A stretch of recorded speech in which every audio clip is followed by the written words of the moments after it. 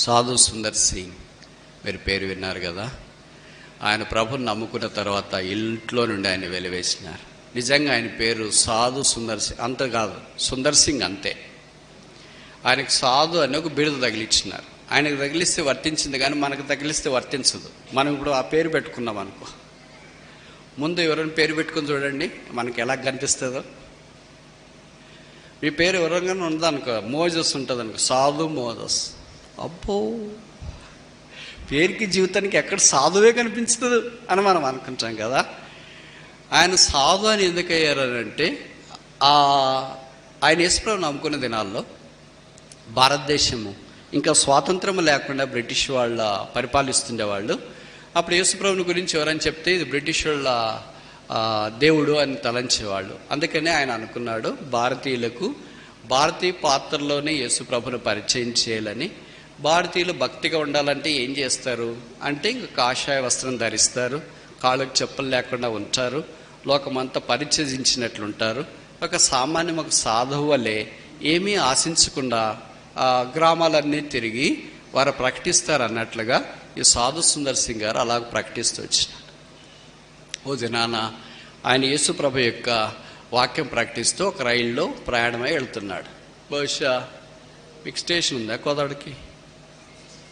Railway station లేదు కదా. ఒకవేళ ఇలాగ అనుకున్న, హైదరాబాద్ నుండి నల్గొండకు పోతున్నారు రైల్లో. ఆయన ఎదురుకు ఒక ప్రయాణికుడు కూర్చుని ఉన్నాడు. ఆ ప్రయాణికునికి యేసుప్రభుని గురించి ఆయన పరిచయం చేసినాడు. పరిచయం చేసి ఆయనకున్న భారాన్ని బట్టి ఒక బైబిల్ ఆ ప్రయాణికునికి బహుమానంగా ఇచ్చినాడు. ఆ ఎదుటి ప్రయాణికుడు ఆ బైబిల్ తీసుకొని సాధు సుందర్ సింగ్ గారు ఎదుట చించి పోతున్న రైలు కిటికీలో నుండి బయటపడేసినాడు. ఈయనకి చాలా కోపం వచ్చింది.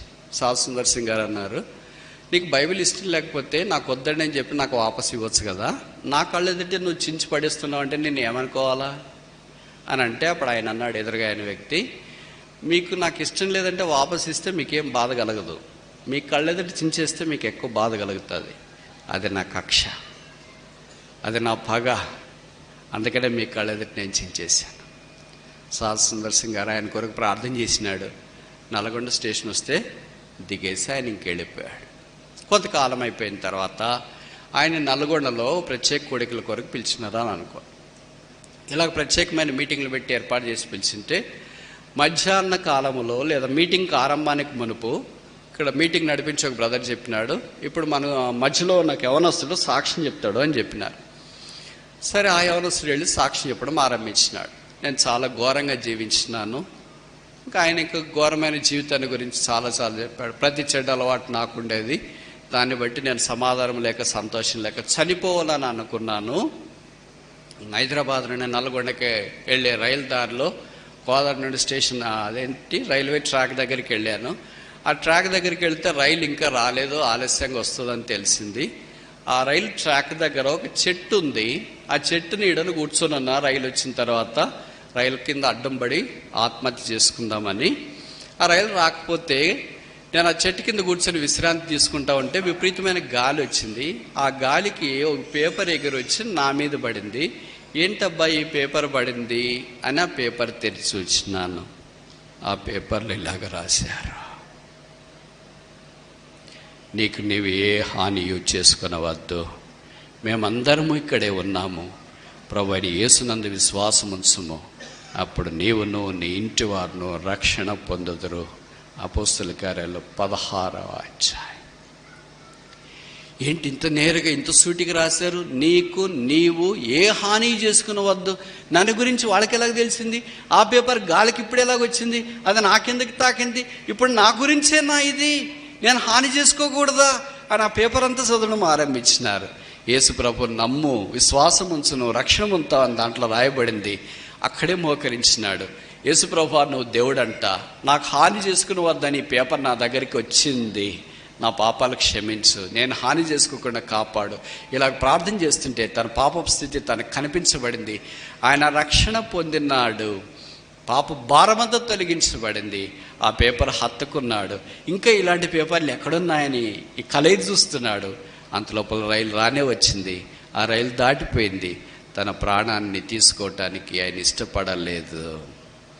ఇప్పుడు ఆ యవనస్తుడు సాక్ష్యం చెప్తా, ఇలాగంతా సాక్ష్యం చెప్పిన తర్వాత నా ప్రాణాన్ని నేను తీసుకోవడానికి రైలు ట్రాక్ దగ్గరికి వెళితే ఈ వాక్యం నాకు కనిపించి నా జీవితాన్ని మార్చింది.